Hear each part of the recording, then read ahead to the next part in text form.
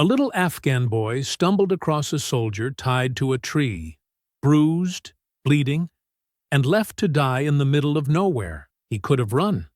He could have pretended he never saw him. But instead, the boy made a choice, one that would change everything.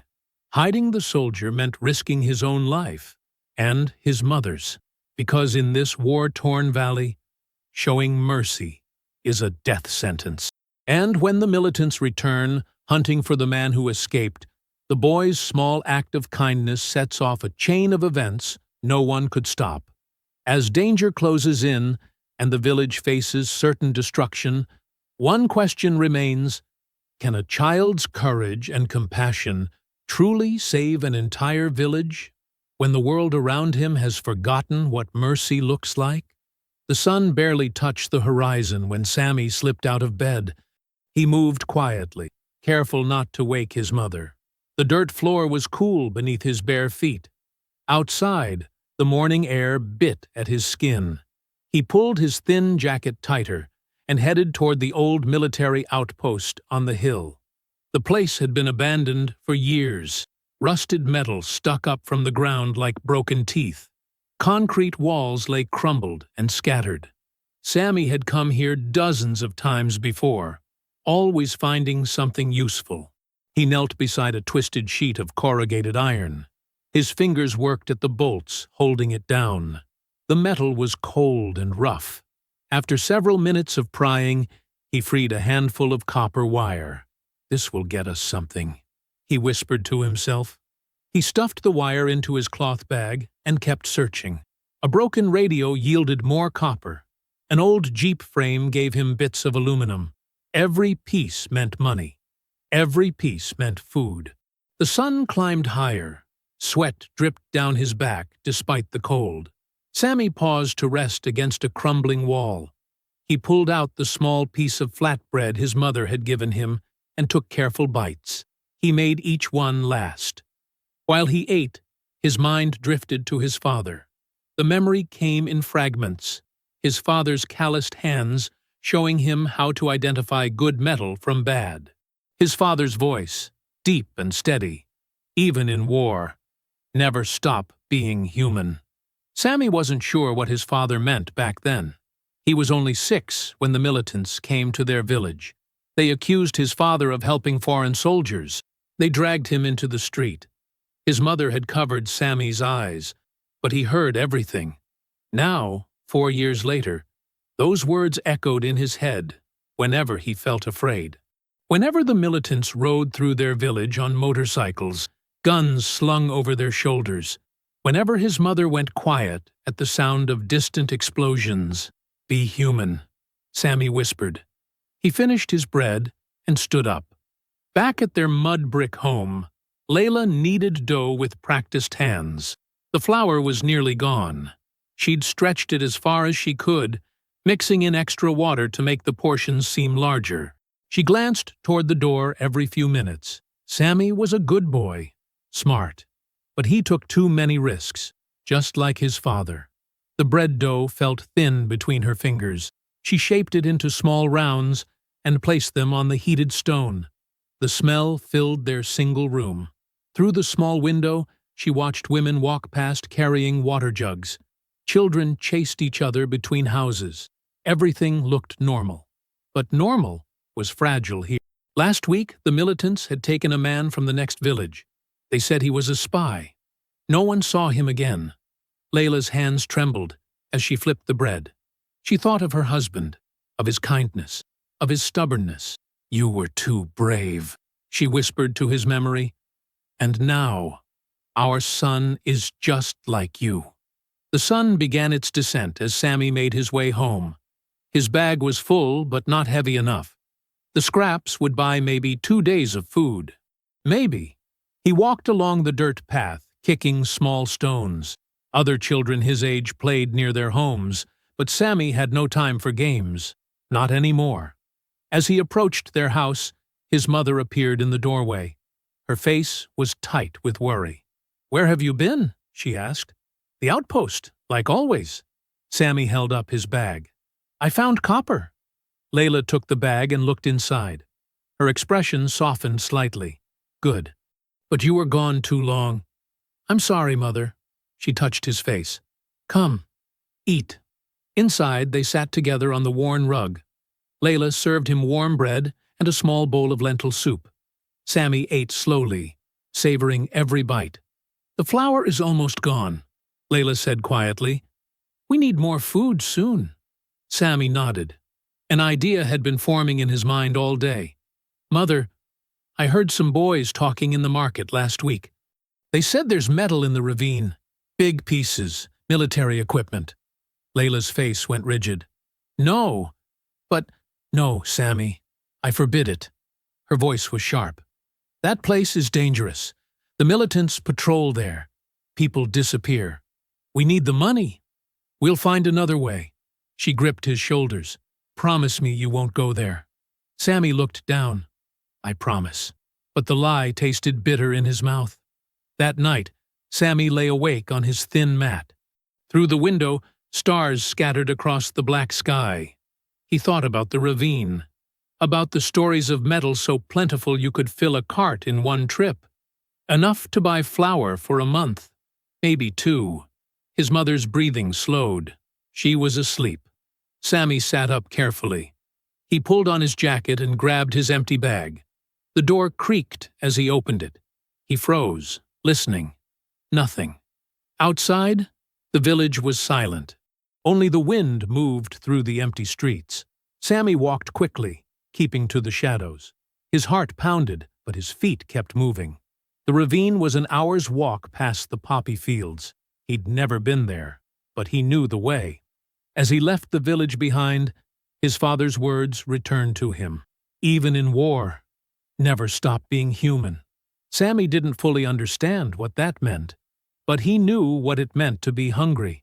He knew what it meant to watch his mother divide one piece of bread into 2 meals.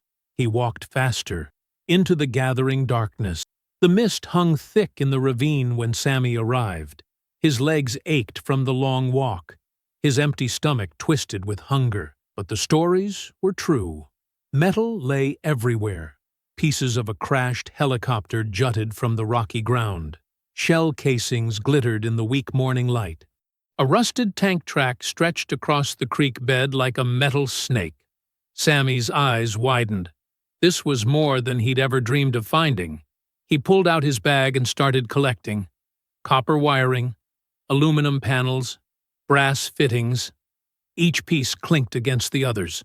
A crow cawed overhead. Then another. Sammy looked up. 3 black birds circled above the far end of the ravine, diving and rising in agitated patterns. Something was there. His curiosity pulled him forward. He followed the creek deeper into the ravine, stepping carefully over loose rocks. The crows grew louder, more insistent. Then he saw it. A man, slumped against a tree. Rope bound his chest and arms. His uniform was torn and stained dark with blood. Sammy froze. The uniform was wrong. Foreign. The pattern was different from what the militants wore. Different from what Afghan soldiers wore. American. Terror shot through Sammy's body. He should run. He should leave immediately. But the man's head lifted slightly. His eyes, blue like the sky, found Sammy's face. Please, the man whispered. His voice was rough, barely audible. Water. Sammy's feet wouldn't move. His father's words echoed in his mind. Even in war, never stop being human. The soldier's lips were cracked and bleeding. Dark bruises covered his face. His eye was swollen shut. Sammy took 1 step forward, then another. Please, the man said again. Sammy unslung the small flask from his shoulder. His hands shook as he knelt beside the soldier. He held the flask to the man's lips. The soldier drank desperately. Water spilled down his chin. Slowly, Sammy said in Pashto. Then, remembering, he tried the few English words he knew. Slow, slow. The soldier nodded. He drank more carefully. When the flask was empty, he sagged against the tree. Thank you, he breathed. Sammy looked at the ropes. They were tight. Too tight. The soldier's hands were purple and swollen. "I help," Sammy said in broken English. He pulled out a sharp piece of scrap metal from his bag. The edge was jagged but strong. He began sawing at the rope.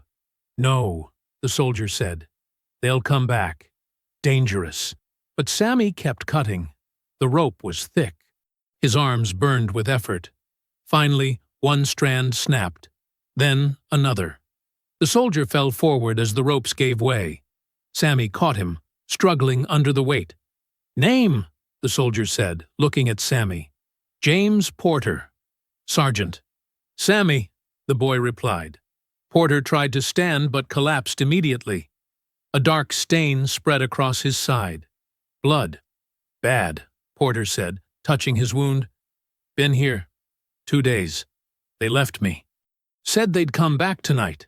Fear flooded through Sammy.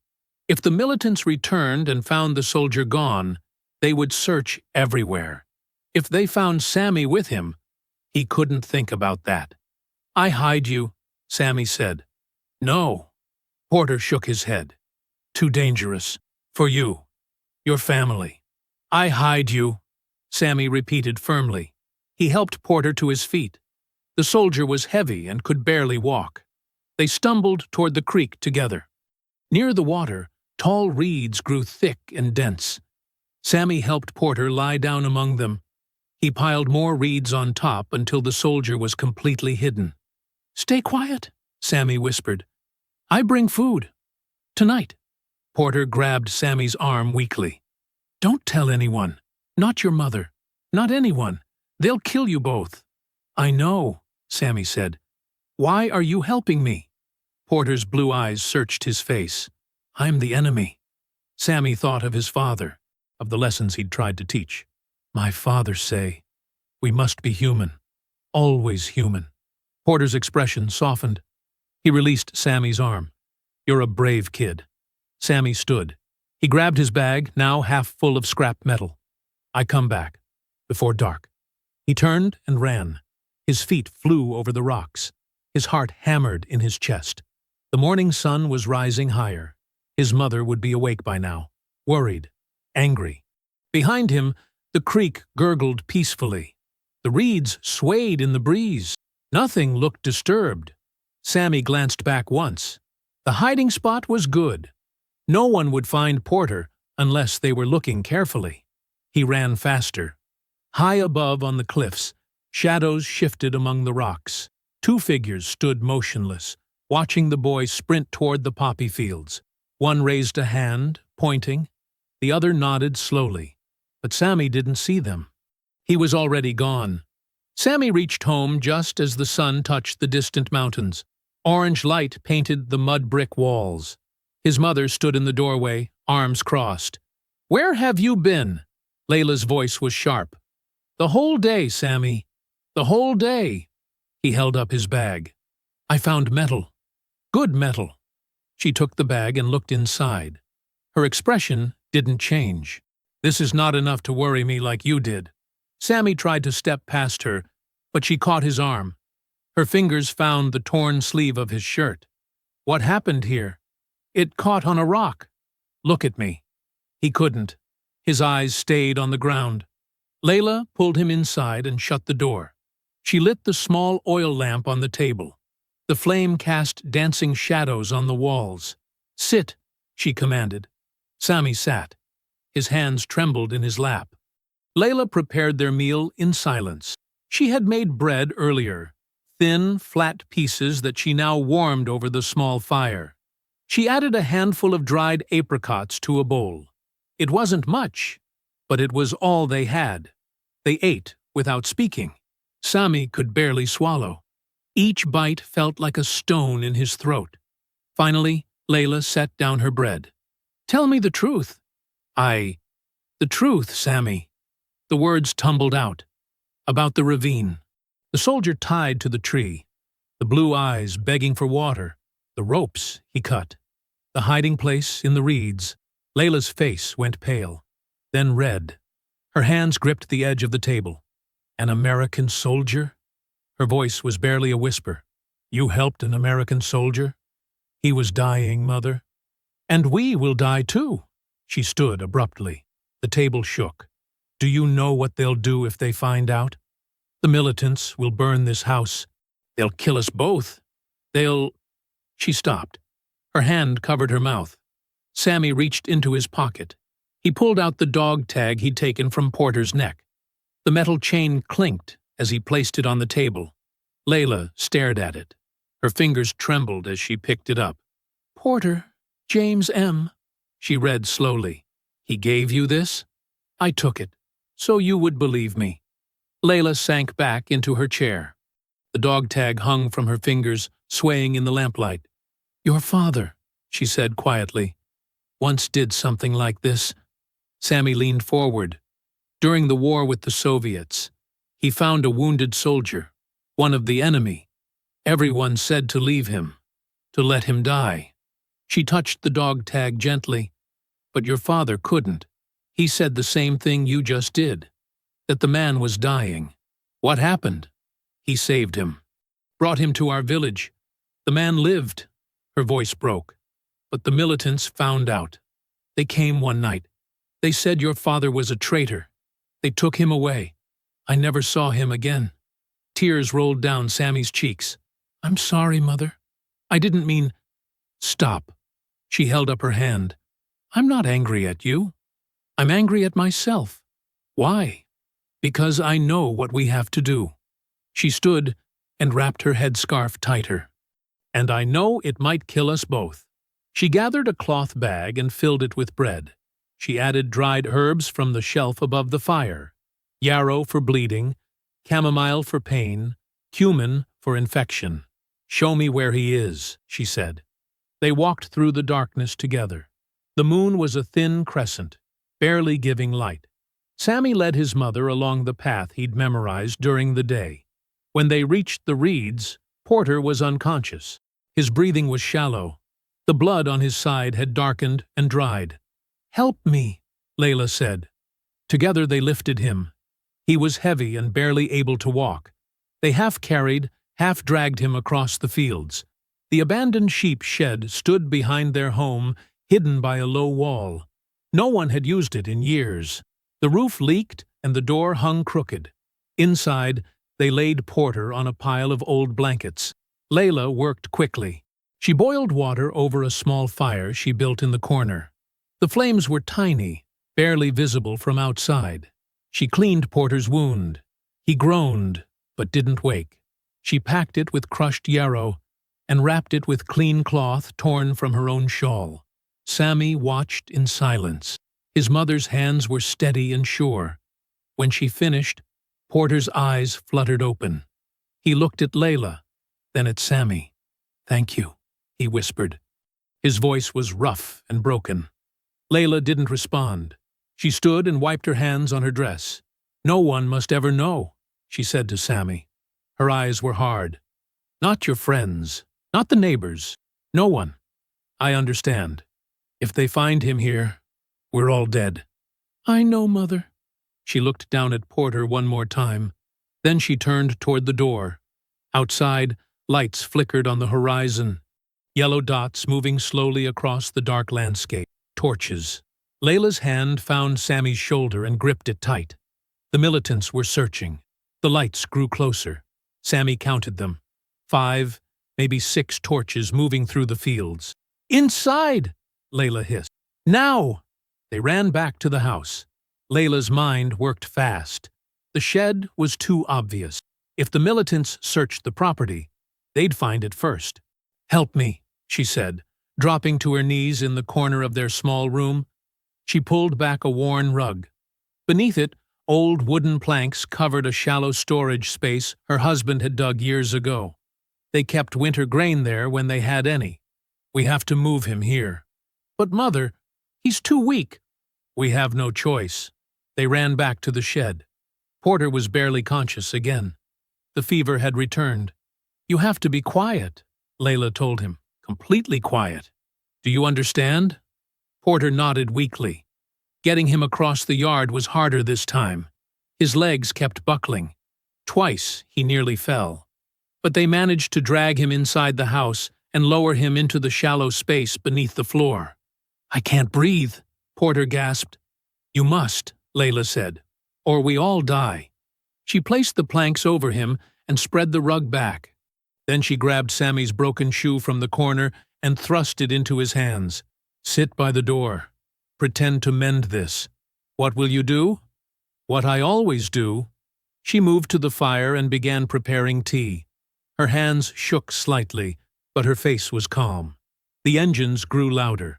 Headlights swept across their walls. Then came the sound of boots on hard earth. Sammy's heart hammered.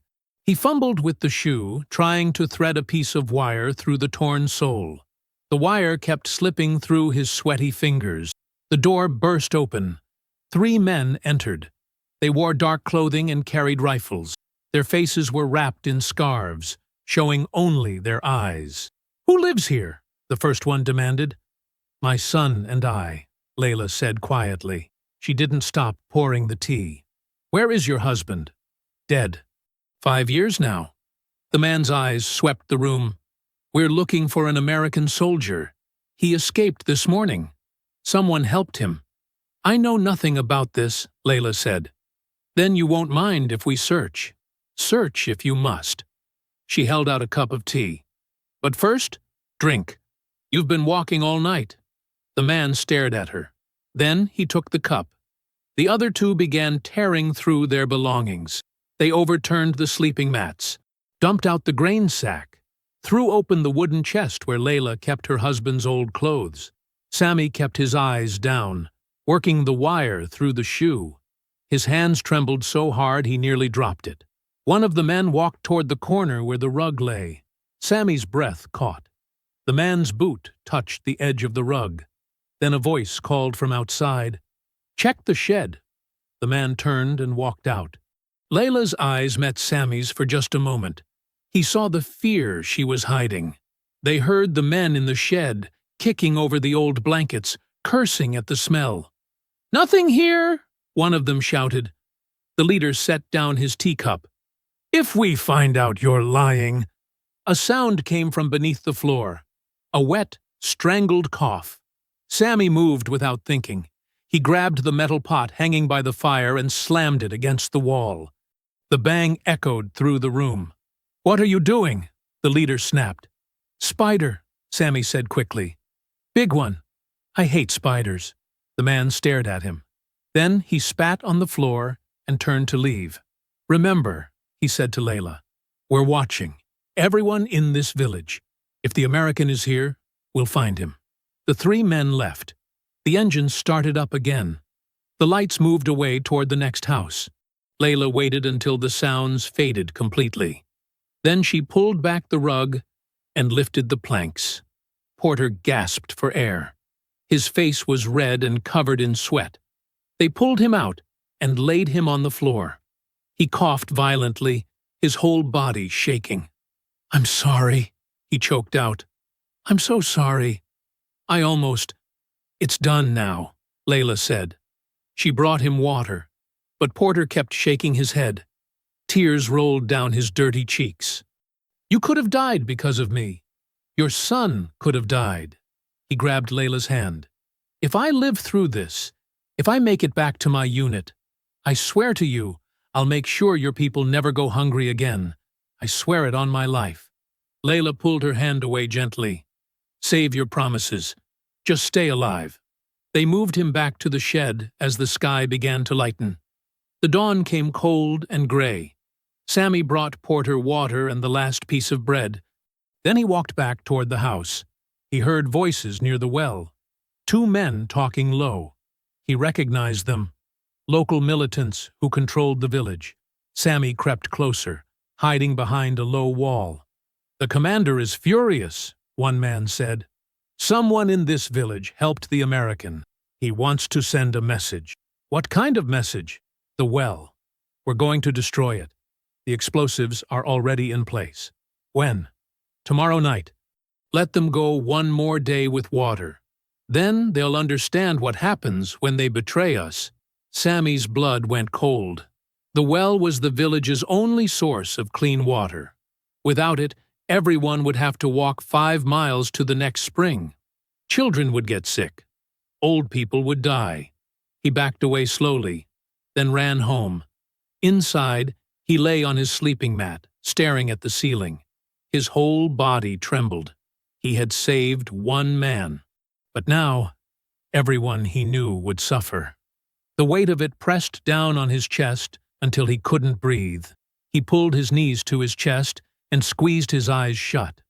Outside, the sun rose on a village that didn't know what was coming.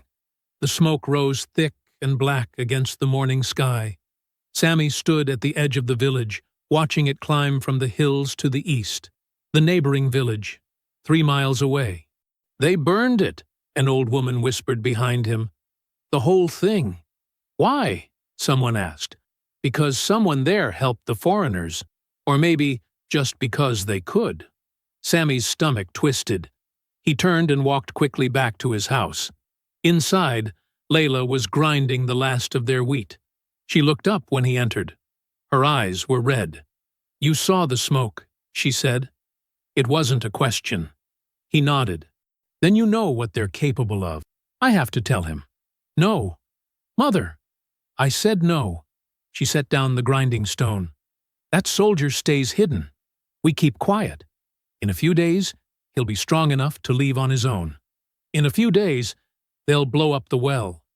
Layla's hands stopped moving. "What are you talking about?" Sammy told her everything. The men by the well. The explosives.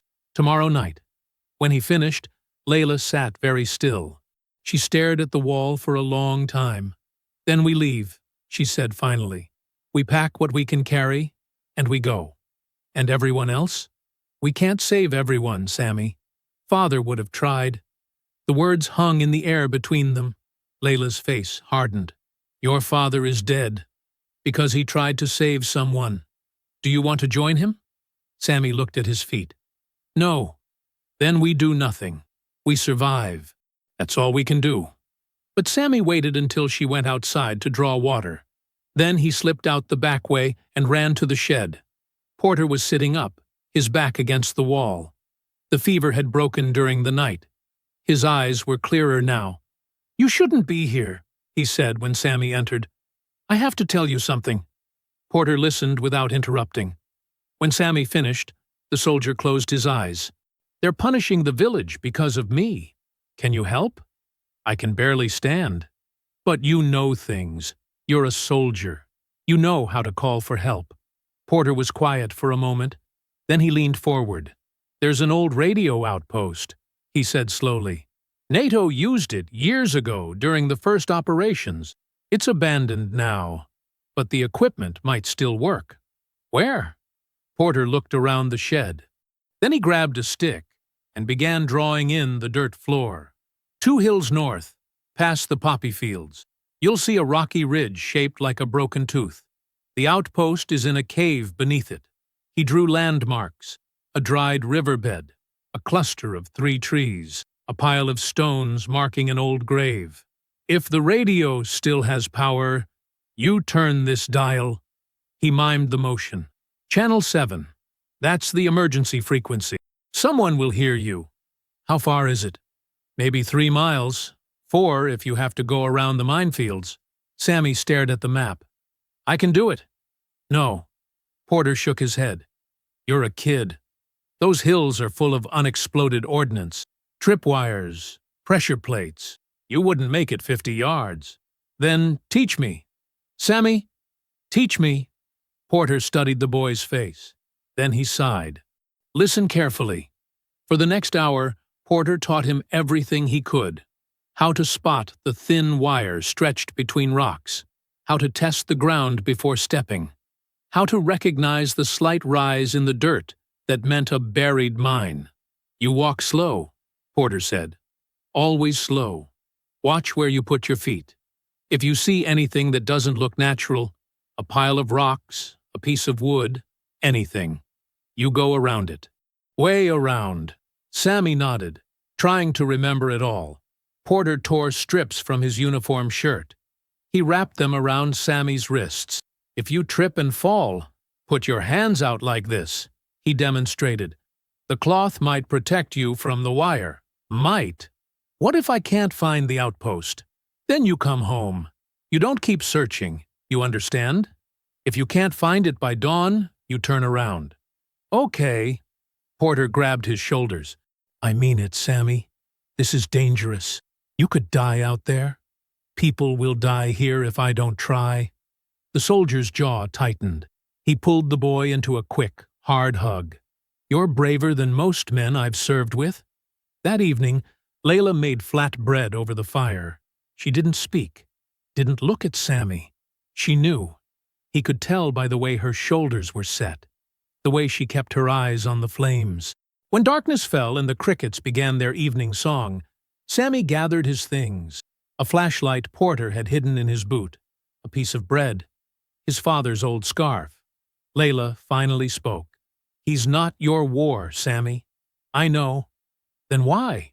Because if I don't try, they'll burn everything. Just like they did to the other village. She turned to look at him. Tears ran down her cheeks. You're just like him, she whispered. Just like your father. She pulled him close and held him tight. Then she let him go. Sammy walked to the shed one last time. Porter was standing now, leaning against the wall. Stay low, the soldier said. Move quiet. Trust your eyes. I will. And Sammy? Porter's voice broke slightly. Thank you. The boy nodded. Then he turned and slipped out into the darkness. Porter watched through the crack in the shed wall as the small figure disappeared into the night. His lips moved in silent prayer. The sky before dawn held no color, just gray and more gray. Sammy moved across the ridge, with his stick held out in front of him like a blind man's cane. The cold bit through his thin jacket and made his fingers ache.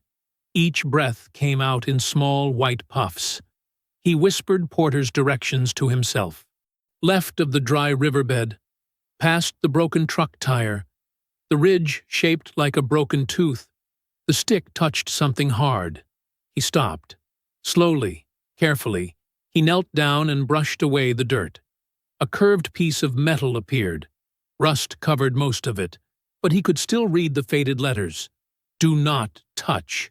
A mine. His heart hammered against his ribs.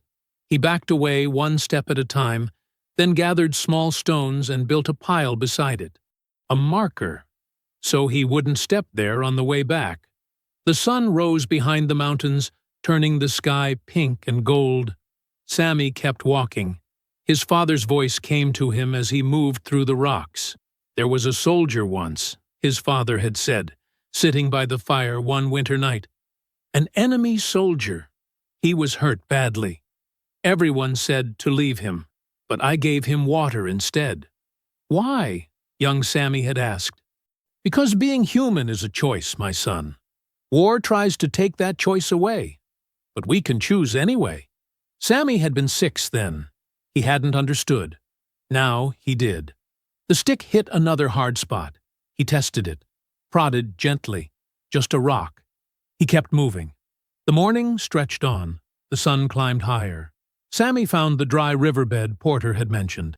It cut through the valley like a scar. He followed it north, staying on the rocky edge where the ground felt more solid. A sound made him freeze, a low buzz, growing louder. He looked up and saw it. A drone, dark against the blue sky. It moved slowly, searching. Sammy dropped flat and rolled under a rock outcrop. He pressed himself against the stone and tried not to breathe too loud. The shadow of the drone passed over him. Once, twice. Then it moved on. He waited a long time before crawling back out. The mountains seemed to stretch forever. Each hill looked the same, rocky and brown and empty. But then he saw them.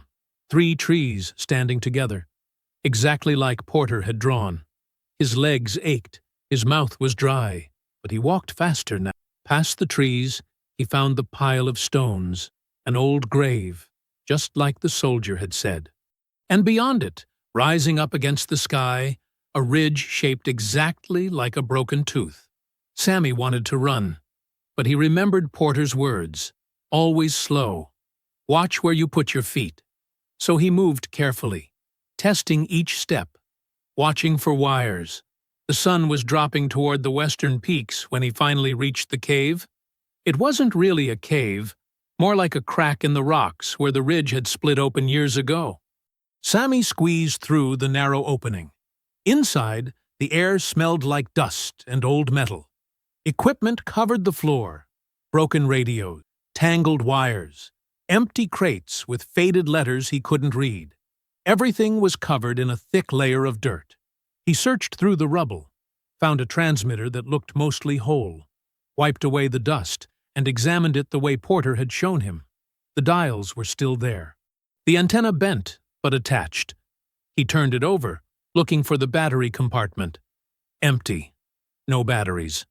Sammy checked the other equipment, pulled apart boxes, searched through the broken pieces. Nothing. Someone had stripped everything valuable long ago. His chest tightened. His eyes burned. He had come all this way, walked through minefields, hid from drones, risked everything. For nothing. The transmitter sat useless in his hands. Just a piece of junk. No different from the scrap metal he collected in the valley. Sammy slumped against the cave wall. The cold stone pressed against his back. His legs wouldn't hold him anymore. He stared at the shattered equipment spread across the floor. All of it broken. All of it dead. The last light of day slanted through the crack in the rocks. Soon it would be dark. He had no idea what to do now. Night fell fast in the mountains. Sammy sat in the darkness, staring at the broken transmitter. His stomach growled. The piece of bread was long gone. He thought about his mother. She would be sick with worry by now, pacing in their small house, watching the door. He thought about Porter, hidden in the shed, waiting for help that wouldn't come. Then he remembered something. The jacket he wore, the one he used for collecting scrap metal. He reached into the deep inside pocket. His fingers touched wire, bits of copper he'd found last week, a small piece of solder, things he'd meant to sell at the market. Sammy pulled out the transmitter again, held it close to his face in the darkness, running his fingers over every part. The antenna connection was loose. He could feel it wobbling. Maybe that was the problem. He worked in the dark, his small fingers stripping the wire coating with his teeth, the way he'd learned from watching the tinker in the market. The copper underneath gleamed faintly when he held it up to the moonlight coming through the crack. He twisted the wire around the antenna base, wound it tight, then tighter. It took a long time. His fingers cramped, but he kept working. When he tested the connection, it felt solid now, firm. But still, no batteries. Sammy searched the cave again, crawling on his hands and knees, feeling through the debris in the darkness. His hand touched something flat, square. He pulled it from beneath a broken crate. A solar pack, small, old. The kind Porters used for charging phones in the bazaar. Sammy's heart jumped. He turned it over, found the output wires still attached. But were they the right kind? Would they fit? He examined the transmitter's battery compartment again, traced the connections with his fingertips. It might work. He stripped more wire, connected the solar pack to where the batteries should go. His hands shook as he twisted the final connection tight. The moon was high now. Its light fell through the opening, touching the transmitter. Sammy positioned the solar pack in the moonlight, held his breath, turned the power dial. Nothing. He waited, counted to 10, then 20. A small red light flickered on. Sammy almost cried out. He pressed his hand over his mouth to stay quiet. The light grew stronger. The transmitter hummed softly. He grabbed the microphone. His hands trembled so badly he nearly dropped it. He pressed the button the way Porter had shown him and spoke the English words he'd been practicing all day. American soldier alive. His accent made the words sound strange, wrong, but he kept going. Near Al-Kalam village. Need help. Static crackled from the speaker, loud and harsh. Sammy pressed the button again, repeated the words. His voice cracked. American soldier alive. Near Al-Kalam village. Need help. More static. Then silence. Nothing. He tried again, and again, speaking the phonetic sounds Porter had taught him, even though he didn't know what they all meant. Please, he added in English. That word he understood. The static changed. A different sound. Then a voice, faint and far away, but human. Say again? Repeat your message. Sammy's whole body went rigid. He pressed the button so hard his thumb hurt. American soldier alive. Near Al-Khalim village. Need help. Copy that. Can you identify the soldier? Sammy struggled to remember. Sergeant. Porter. James Porter. A pause. Then the voice came back stronger. We have him listed as MIA. Are you military? No, I am... boy. From village. Please send help. Help is coming. Stay where you are. We'll have birds in the air at first light. Can you hold position until dawn? Yes. Dawn. Thank you. Thank you. Relief flooded through him like warm water. He lowered the transmitter and let out a long breath. They were coming. Porter would be safe. The village would be safe. Light swept across the cave wall. Sammy froze. Headlights. Coming up the ridge. He crawled to the opening and looked out. 3 trucks climbing the narrow path. Their lights cutting through the darkness. The militants. They'd followed his footprints. Sammy grabbed the transmitter, shoving it back among the rubble. Then he squeezed through the narrow crack and ran. The rocks tore at his hands. His feet slipped on loose stones. Behind him, engines roared closer. Voices shouted in Pashto. There! The boy! Sammy ran harder, down the slope, toward the broken truck tire where he'd marked the mine earlier. More headlights appeared, cutting off his escape route. He turned left, tried to circle back toward the dry riverbed. A man stepped out from behind a boulder, grabbed him by the collar. Sammy kicked and twisted, but the man was too strong.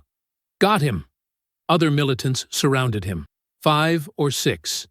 Their faces hard in the truck lights. One of them, a tall man with a scar across his cheek, grabbed Sammy's face roughly.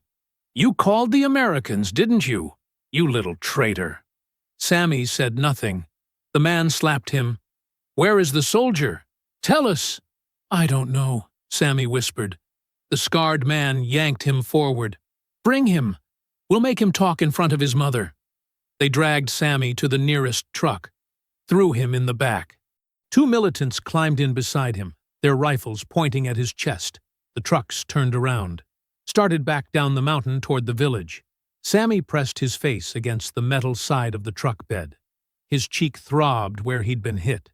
His wrists hurt where they gripped him, but far behind them, almost too faint to see, tiny lights appeared on the horizon. Helicopter lights, still miles away, too far to matter yet. The trucks rolled on through the darkness. The trucks rumbled into the village as the first hint of dawn touched the eastern sky. Sammy could barely stand when they pulled him from the truck bed. His legs felt like water. His head pounded from where they'd hit him. The militants dragged him toward the village square, the central place where people gathered on market days, where children played. Now it was empty, except for shadows. Wake them up, the scarred commander ordered. I want everyone to see what happens to traitors. Men banged on doors with rifle butts, shouted commands. Within minutes, villagers stumbled from their homes, wrapped in shawls and blankets against the morning cold. Sammy saw his mother push through the crowd. Her face went white. Sammy! She ran toward him. 2 militants blocked her path. Let me through. That's my son. The commander, a tall man with cold eyes named Rahim, stepped forward. He grabbed Sammy by the hair and forced him to his knees in the center of the square. This boy, Rahim announced loudly, has betrayed us all. He helped the American escape. He called for their soldiers to come here. Murmurs rippled through the crowd. Fear, confusion. Layla broke free from the men holding her and fell to her knees. Please, he's just a child. He didn't know what he was doing. He knew exactly what he was doing. Rahim kicked Sammy in the side. The boy gasped and curled forward. "Where is the American soldier, boy? Tell us now, and your mother lives." Sammy's mouth was full of dust. He spat and looked up. "I don't know." Rahim struck him across the face with the back of his hand. Blood filled Sammy's mouth. "Liar! Leave him alone!" Layla screamed. The commander ignored her. He turned to his men. "Bring the explosives. We'll destroy the well as we planned. Let them all remember what happens when you side with the enemy." Two militants carried a metal box toward the stone well at the square's edge, the well that fed the entire village, the only clean water for miles. Women began to cry. Old men stepped forward, pleading, "Please, Commander, we need that water. Your children should have better parents, parents who know which side to choose." The militants placed the explosives beside the well's stone base, began wiring the detonator. Sammy watched through swelling eyes. This was his fault. All of it. He'd tried to save one man, and now everyone would suffer. A voice cut through the dawn air. "Stop!" Everyone turned. Porter stumbled into the square. He could barely walk. His face was gray with pain. Blood soaked through the bandages on his side. But he kept moving forward, hands raised. "It was me," the sergeant said in broken Pashto. "Let the boy go. I'm what you want." Layla gasped. "No!" Rahim's eyes lit up with cruel satisfaction. The American. Finally. He gestured to his men. "Take him." They grabbed Porter and threw him to the ground beside Sammy. The soldier's legs buckled. He fell hard. "I surrender," Porter said. His voice shook but stayed steady. The boy knew nothing. "I forced him to help me. Let him and his mother go." How noble. Rahim crouched beside them both. The American hero, sacrificing himself. He stood and nodded to his men. "Tie them both to the well. They can die together." The militants dragged Sammy and Porter to the stone well, bound their hands with rough rope, tied the rope to the iron ring embedded in the stones. Sammy's mother fought to reach them. 3 men held her back. Her screams tore through the morning air. Porter looked at Sammy. His eyes were sad but calm. "I'm sorry, son. You deserved better than this. You tried," Sammy whispered. "That's what my father would say. You tried to be human." A new sound cut through the chaos, distant but growing louder. The rhythmic thump of helicopter blades. Everyone froze, looked up at the lightning sky. Rahim cursed, spun toward his demolition team. "Now! Blow it now!" "But Commander, we're too close." "Do it!"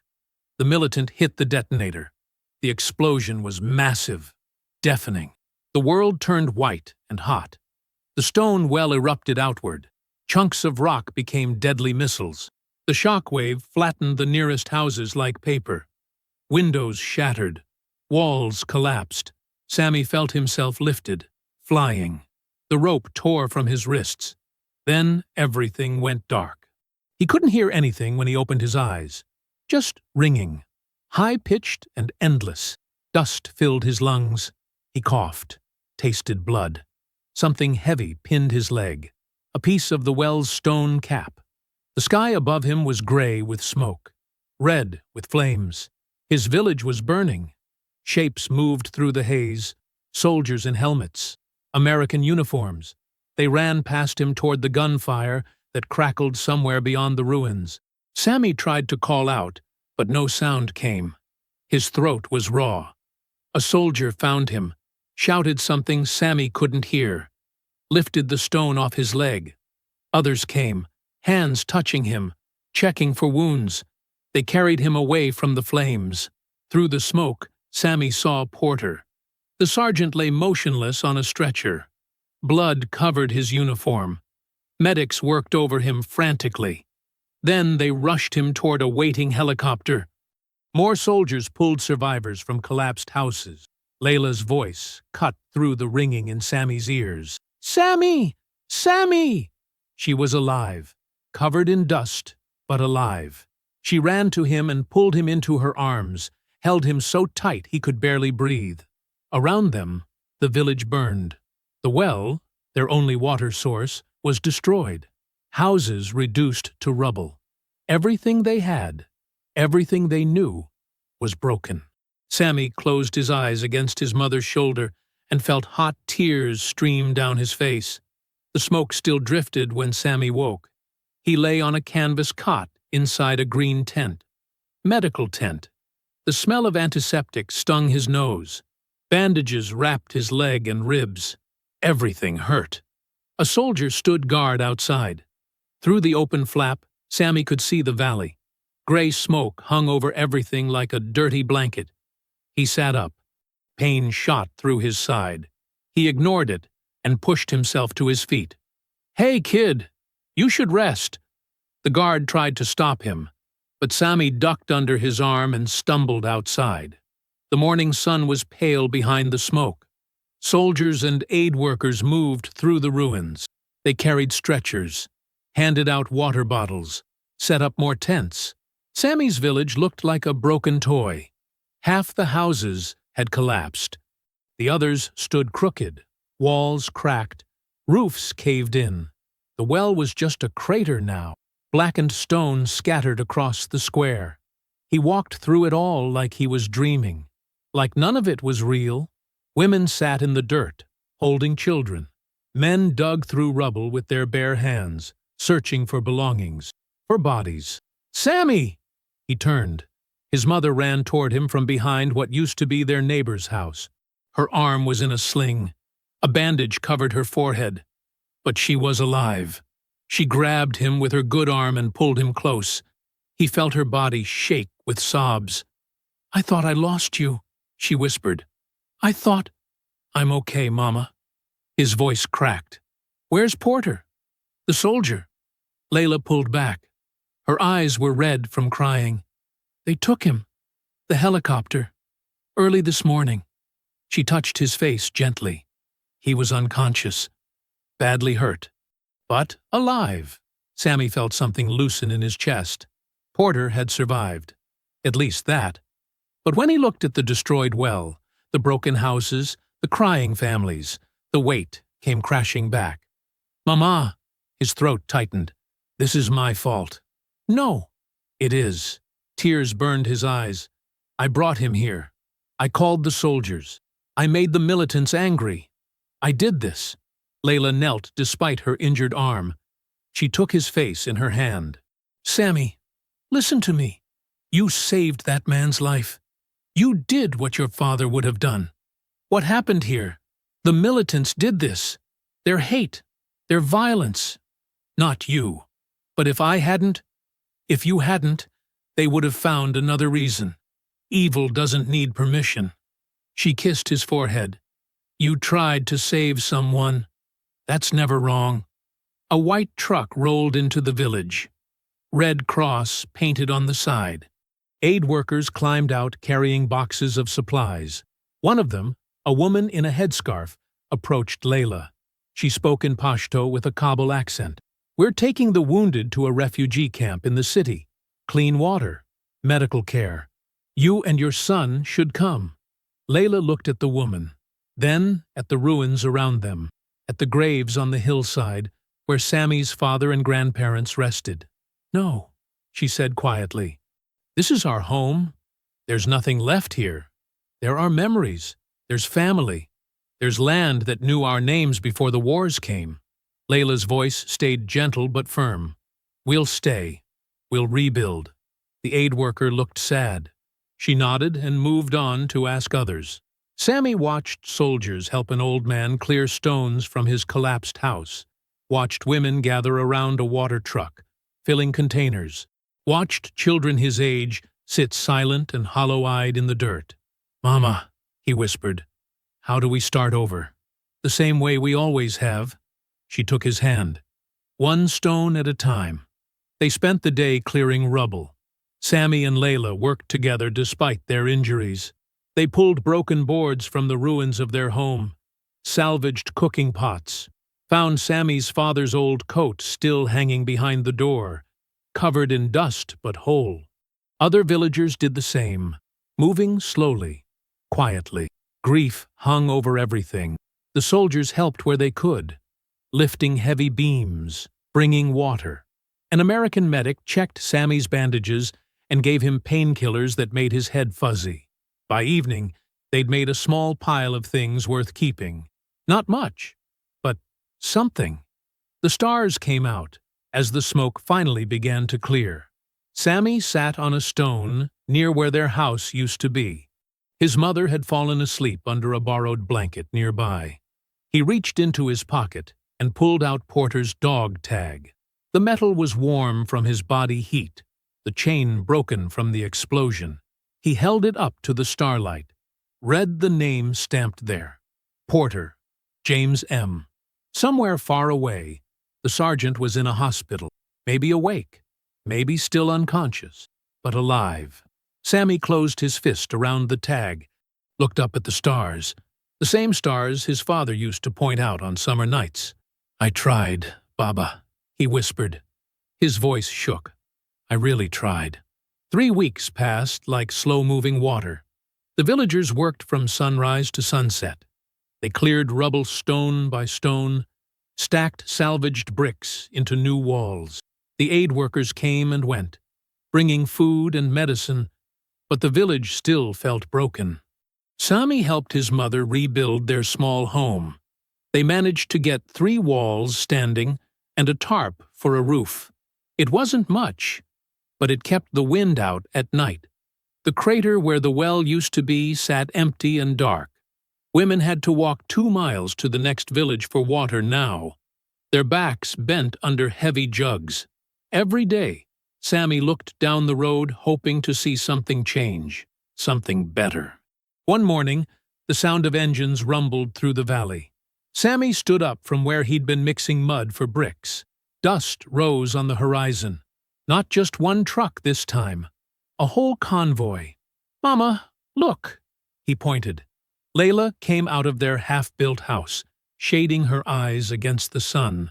Other villagers stopped working and gathered to watch. The trucks rolled into the village square, big military trucks with canvas covers. Behind them came smaller vehicles carrying large water barrels strapped to their beds. Then an ambulance, a supply truck. Soldiers jumped out and began unloading equipment. Medical tents, food crates, building supplies. Sammy's heart beat faster. He scanned the faces, hoping. There. A man climbed down from the lead truck, moving carefully. He wore an American uniform and walked with a cane. His face was thinner than before, with fresh scars on his cheek, but his eyes were the same. "Sergeant Porter." "Sammy," Porter called out. His voice was hoarse but strong. Sammy ran. He forgot about his own injuries, forgot about everything except the man who'd survived, who'd come back. Porter dropped his cane and caught the boy in his arms. He held him tight, and Sammy felt the soldier's shoulders shake. Porter whispered. "Thank God you made it." Layla approached slowly, her hand pressed to her mouth. Tears streamed down her face. Porter released Sammy and turned to her. He spoke in broken Pashto, words he'd clearly practiced. "Thank you. You saved my life." Layla shook her head, answering in Dari. "You gave us hope." An interpreter nearby translated quickly for Porter. The sergeant smiled and reached out. Layla took his hand in both of hers. "I promised I'd come back," Porter said through the interpreter. "I keep my promises." Within an hour, the square transformed. Medical tents rose beside the ruins. Doctors and nurses, both American and Afghan, set up stations to treat the wounded. The water barrels were rolled to the edge of the village, and taps installed so people could fill their containers. Porter gathered the village elders under the shade of the only tree still standing. Sammy and Layla stood nearby, listening. "Your signal reached my unit," Porter explained through his interpreter. A young Afghan woman who spoke perfect English and Dari. "It came through just in time. We were able to evacuate 3 villages before the militants attacked. You saved more than just me, Sammy. You saved hundreds of people." The elders murmured to each other. One old man with a white beard spoke up. But the explosion destroyed our well, our homes. How do we rebuild? Porter nodded. That's why I'm here. My government has committed resources to help. We're bringing engineers to drill a new well, deeper and stronger than before. We have materials for rebuilding homes, and teachers who will help restart your school. A woman in the crowd asked, "Why would you help us? We are not your people." Porter looked at Sammy, then back at the woman. "Because one of your children showed me that kindness doesn't have borders, that doing what's right matters more than which flag you fly." He paused. "And because it's the least we can do." The elders conferred quietly. Finally, the old man stood. "We accept your help, and we thank you." As the sun began to set, Porter walked with Sammy away from the bustling square.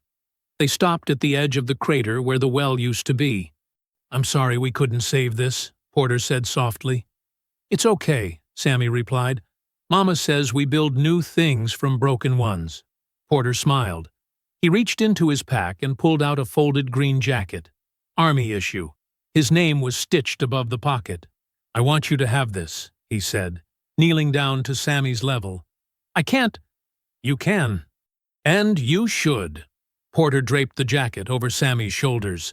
It was way too big, hanging past his knees. "You were the bravest soldier I've ever met, Sammy. And I've served with some pretty tough guys." Sammy's eyes filled with tears. He touched the fabric, the patches, the names stitched in careful letters. "My father said being human is the hardest thing in war." Sammy whispered. "Your father was right. And you proved it's also the strongest thing." Porter pulled the boy into another hug. "Don't ever forget that." That evening, someone started a fire in the square. People gathered around it, villagers and soldiers together. Someone had cooked rice and lamb from the supplies. Someone else brought flatbread. They passed food around in shared bowls. Sammy sat between his mother and Porter. The jacket still hung on his shoulders like a cape. For the first time in weeks, someone laughed. Then another person. Soon the sound spread through the group like warm light. An old woman told a story. A soldier shared candy with the children. Music played from someone's phone. Traditional drums and strings. Porter leaned close to Sammy. "I'm heading back to base tomorrow, but I'll return in 2 weeks with the engineers. We're going to rebuild that well. I promise you." Sammy looked up at him. "I believe you." Layla placed her hand on both their shoulders. The fire crackled. The stars came out overhead. And for the first time since the explosion, the village felt like home again. The trucks came back 2 weeks later, just like Porter promised. This time, the villagers didn't watch from a distance. They walked out to meet the convoy. Children ran alongside the vehicles, waving. Women called out greetings. Sammy stood with his mother near their rebuilt home. The walls were finished now, and they'd put in a proper door. It wasn't much, but it felt solid. Porter climbed down from the lead truck. He still carried the cane, but moved easier than before. Behind him came engineers with equipment and Afghan volunteers carrying tools. "Salam!" Porter called out in Pashto, raising his hand. "Salam!" the villagers answered back. The old elder with the white beard approached. He clasped Porter's hand. "You kept your word." "Always," Porter said. The work began that same afternoon. The engineers surveyed the land near the old well crater. They marked spots with bright orange flags. The drilling equipment was unloaded, a massive rig that hummed and clanked. Villagers gathered to help. Men carried pipes and tools. Women organized supply stations with water and food for the workers. Children hauled smaller stones, clearing debris from the site. Sammy worked alongside them, still wearing Porter's jacket rolled up at the sleeves.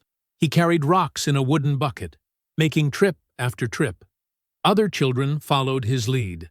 If Sammy could be brave, so could they. Porter noticed. He walked over and squatted down beside the boy. "You're setting quite an example." Sammy shrugged, but his cheeks colored. "Just helping." "That's all any of us can do," Porter said. Just help.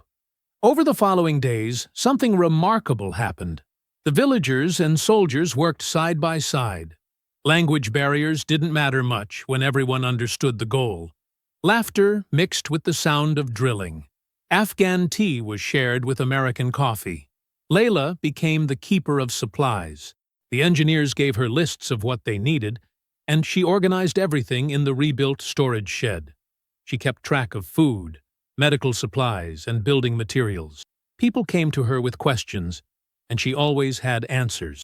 One morning, Porter approached her with papers. Through the interpreter, he explained, "We want to build a small school, right there, beside the new well, so the children have a place to learn." Layla's eyes widened. "A real school?" "A real school, with books and desks and teachers." Porter paused. "We'd like to name it after your husband, to honor his memory and what he taught Sammy." Layla couldn't speak. She pressed both hands to her heart and nodded, tears streaming. The drilling went deeper each day. 50 feet, 70, 100. The engineers worked carefully, testing the soil and rock. The villagers watched with growing hope. Some prayed. Some just sat nearby, waiting. On the 7th day, the drill hit water. A dark stain appeared on the ground around the pipe, then a trickle, then a rush. "We got it!" one engineer shouted. Workers scrambled to attach the pump system. The Afghan volunteers worked alongside the American engineers, connecting pipes and valves. Everyone held their breath. Porter stood with Sammy and Layla, watching. The pump roared to life. For a moment, nothing happened. Just the mechanical hum. Then water burst from the spout. Clean, clear, cold. The crowd erupted in cheers. People rushed forward, cupping their hands under the stream. Children splashed each other. Women filled containers, laughing and crying at once. The old elder raised his hands to the sky, saying prayers of thanksgiving. Sammy stood frozen, watching the water flow. It sparkled in the sunlight like liquid silver. His mother hugged him tight, her whole body shaking with relief. Porter walked to the well and let the water run over his hands. He looked at the villagers gathered around, their faces bright with joy, and something in his expression softened. This was why he'd come back. That evening, as the sun painted the sky orange and pink, Porter found Sammy sitting alone on a rock near the new well. The boy dangled his feet, watching the last workers pack up their tools. The pump ran steadily, filling the storage tank. "Mind if I sit?" Porter asked. Sammy scooted over to make room. They sat in comfortable silence for a moment, listening to the water flow. Porter reached into his jacket pocket and pulled out a small wooden box, plain and simple, with a brass clasp.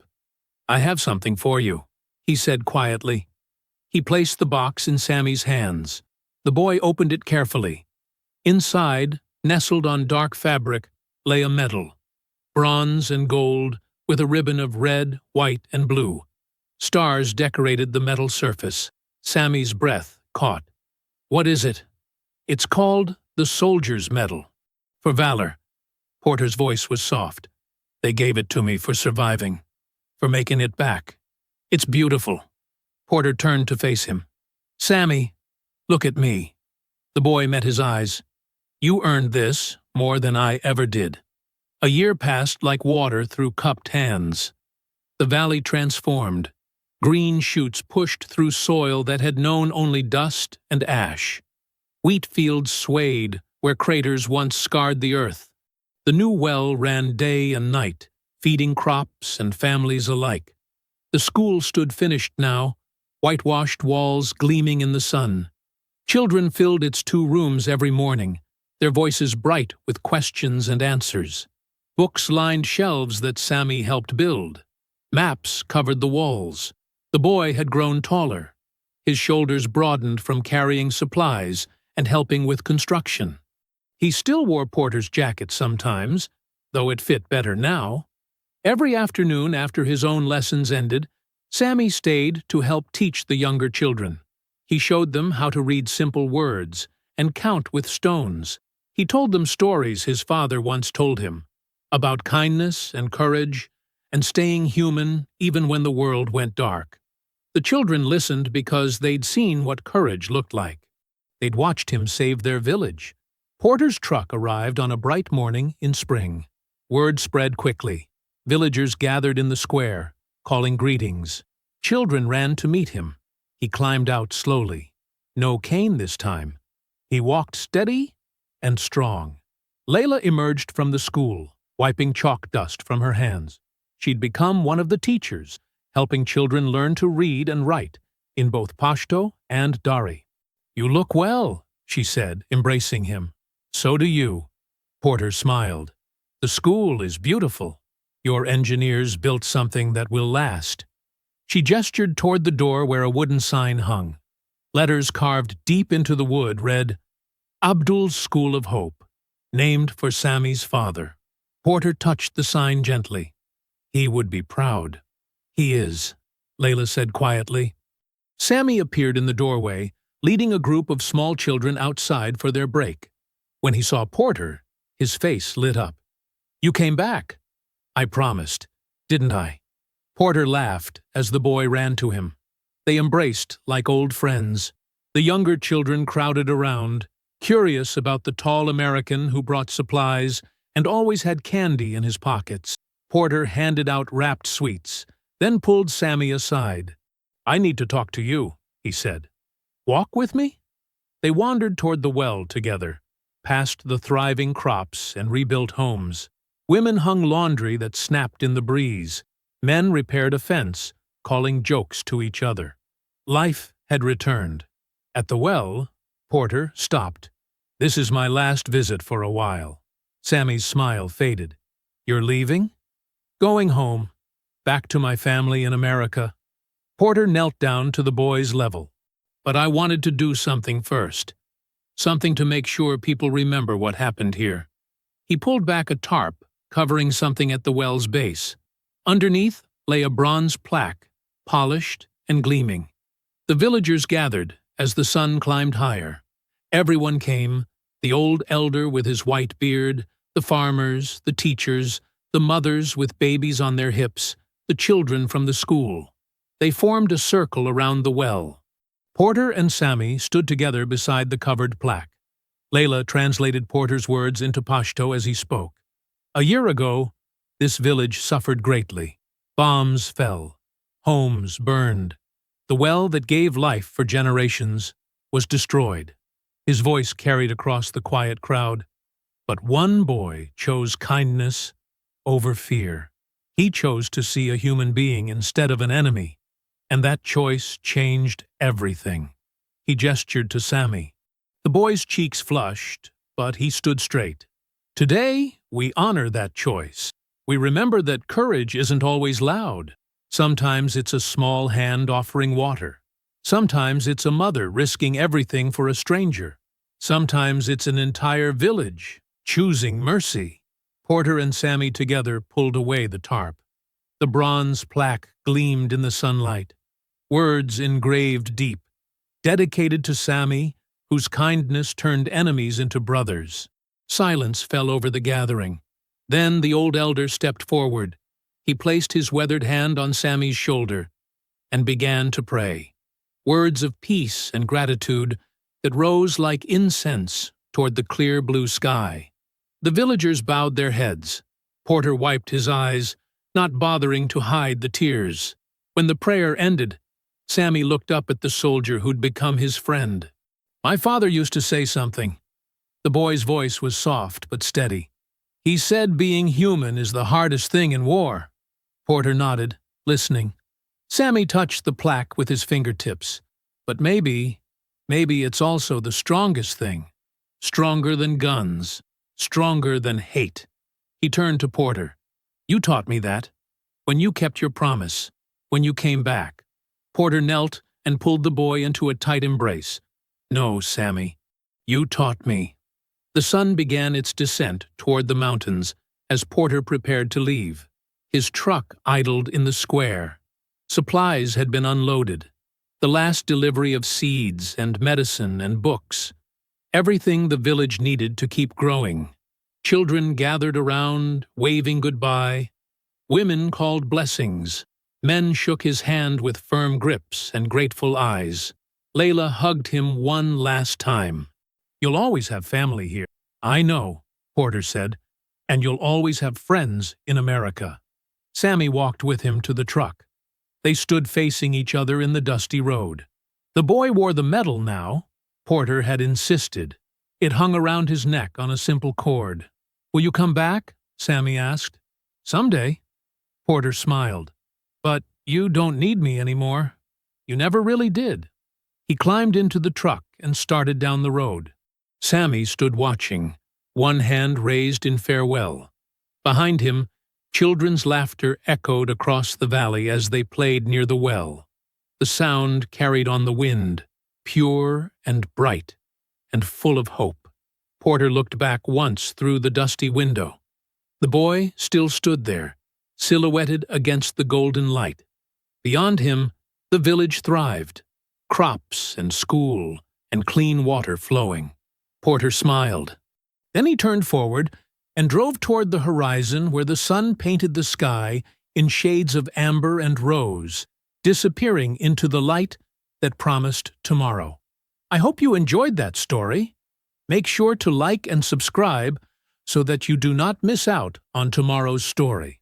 In the meantime, I have handpicked 2 stories for you that I think you will enjoy.